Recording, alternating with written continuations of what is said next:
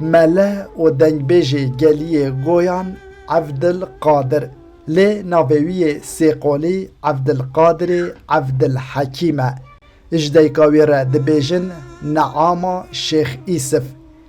مل عبدالقادر سالا 1928 الگوند رپن اجدایی بویا. عبدالحکیم مل احمد تنی دو کرنوی هبون، عبدالقادر و شمسدین بو. عبدالقادر ادجیه 8 سالیه ده دچه بردست مل عبدالمجید مل عبدالرحمن آین اسلام دخوینه تا دستورنامه ملاتی وردگره. دنگبیش عبدالقادر ادجیه 14 سالیه ده حزو بیاناوی جگوتنا سترامبیجی را چه دبه. دنگک کیوی و نرم لسر هبو.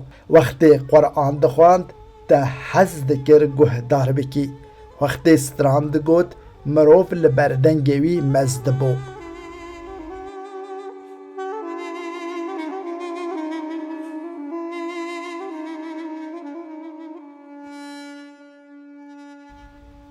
مله و دنگبیش عبدالقادر سالا 1948 الگل فاطمه شیخ حیدر تزوجه خودی 3 کچ دوان.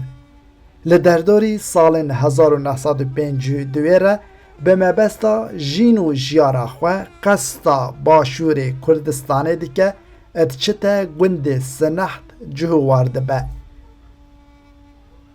مله و دنگبیش عبدالقادر اجدر وی زمان کردی زمان عربی و سوریانی جی دزانی.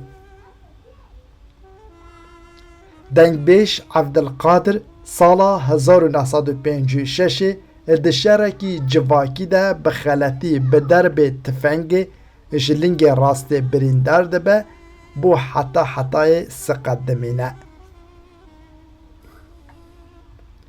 لمخابن سالا 2006 الروجا 29 چریا ایک الگوند رپن دچه بردلوانیا خوده هر لگوند رپن زیارتگاه قوه تیبن آخ کرن.